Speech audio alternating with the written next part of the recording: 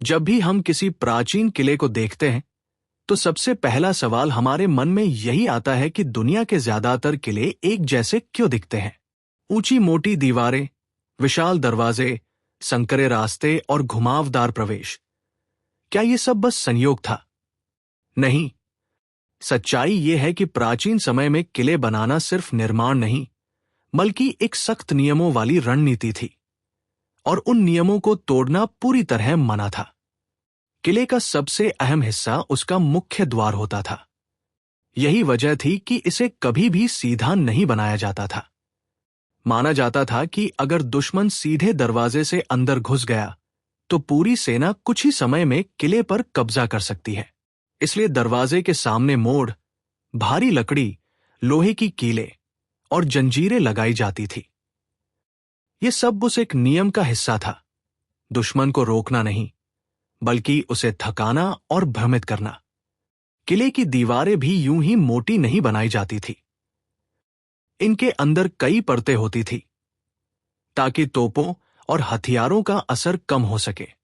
दीवारों का झुका हुआ कोण इस तरह तय किया जाता था कि हमला करने वाले हथियार फिसल जाए। यही कारण है कि भारत, यूरोप या मध्य एशिया, हर जगह के प्राचीन किलों में हमें एक जैसी संरचना दिखाई देती है। किले के अंदर के रास्ते भी एक खास नियम के तहत बनाए जाते थे। ये रास्ते जानबूझकर संकरे और घुमावदार होते थे ताकि अगर दुश्मन अंदर तक पहुंच भी जाए तो उसकी बड़ी सेना एक साथ हमला न कर सके। कई बार तो रास्ते इतने उलझे हुए होते थे कि बिना नक्शे के खुद किले के सैनिक भी भटक सकते थे। ये युद्ध की मनोवैज्ञानिक चाल थी। इतिहास में ऐसे कई उदाहरण मिलते हैं जहां किसी राजा ने इन नियमों को नजरअंदाज किया और वही किला उसकी सबसे बड़ी कमजोरी बन गया। एक छोटा सा डिजाइन का बदलाव पूरे राज्य के पतन का कारण बन गया।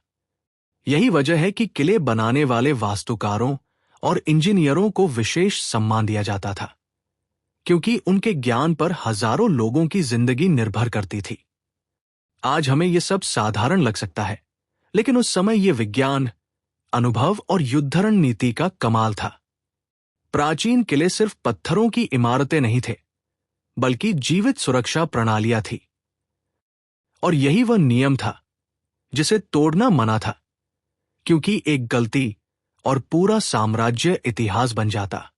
इसीलिए जब अगली बार आप किसी किले को देखें तो सिर्फ उसकी भव्यता नहीं, बल्कि उसके पीछे छिपे उस नियम को भी याद रखें जिसने सदियों तक राजाओं और राज्यों की रक्षा की।